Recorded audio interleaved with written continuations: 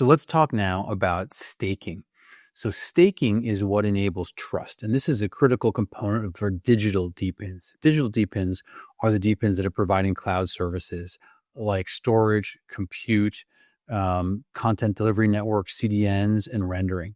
And so for these networks that basically use commodity level hardware and are connecting customers with users, customers need to be able to trust that these participants are going to perform those services and do it honestly and well. And stake is the method, the best and most effective token economic method to do this.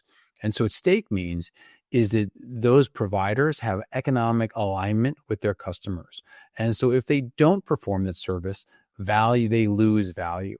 That value is the stake. It's usually the native token, which is attached to a particular machine or a particular service. And if that service isn't performed, that token is slashed. That slashing means that it is burned and is taken away from the provider. So providers clearly don't like that happening. And so they have every incentive to perform the service for which they have been contracted. And that stake is a really important piece of how these digital DePINs can generate trust and compete with the large cloud providers.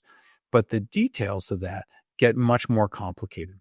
And so, for example, when you are designing the staking system, are you requiring stake be an arbitrary number of tokens, or do you have it be a dollar-based amount of tokens? And many projects started with an arbitrary number of tokens. And the problem with that is that in token volatility will lead that stake to be worth dramatically different numbers. So IO.net requires a certain number 200 tokens to be staked per GPU. That has ranged from $250 worth to $1,200. So that means two things.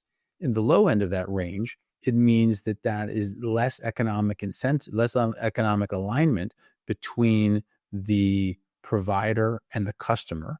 And at the high end, there's a lot of alignment, but you've just raised the cost for the provider significantly, who besides providing the GPU must also provide $1,200 to buy that stake. So that is, I think, a risk of an arbitrary token amount.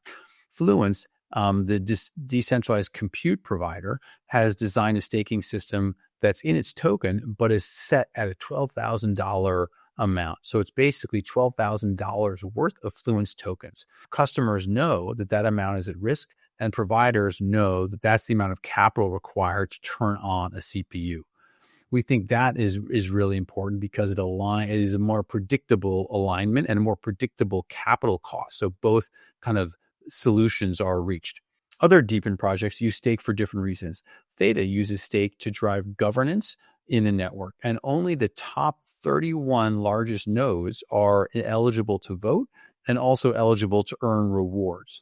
And so what's interesting about this is that as the network becomes more profitable, there's more revenue associated, and governance also has more value. Presumably, the stake required to be in the top 31 will continue to grow as those positions become more valuable and more coveted. And so that leads to effectively an auction level system with more stake required to be in that top 31. And so as the rewards grow that are allocated to those top 31, so should the stake required to be in them. And that should serve as demand for the token. The other piece about stake that is worth talking is who can stake.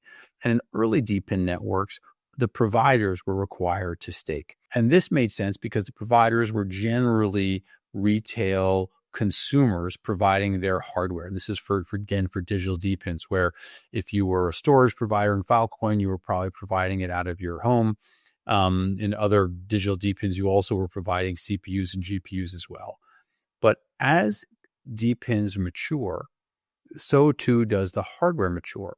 And we think that customers will really value institutional grade hardware run by proper institutions. And when you have that level of hardware focus and hardware specialty, those businesses probably are not equipped, and probably is not part of their model to buy and hold and stake cryptocurrency. And so we think that the most effective long-term model is for investors and anyone to be able to stake and basically share rewards with the hardware providers. That way, the hardware providers can focus on what they know best, which is running and operating hardware. And then the investors and market participants can stake their tokens with the hardware providers and share rewards.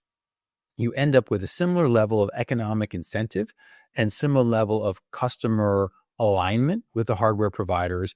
And you, at the same time, lower the cost for the hardware providers because they no longer need to put the capital to buy this volatile cryptocurrency. And so we think ultimately models will evolve to allow anyone to stake to hardware, and those will be the networks which can scale most effectively over the longer term.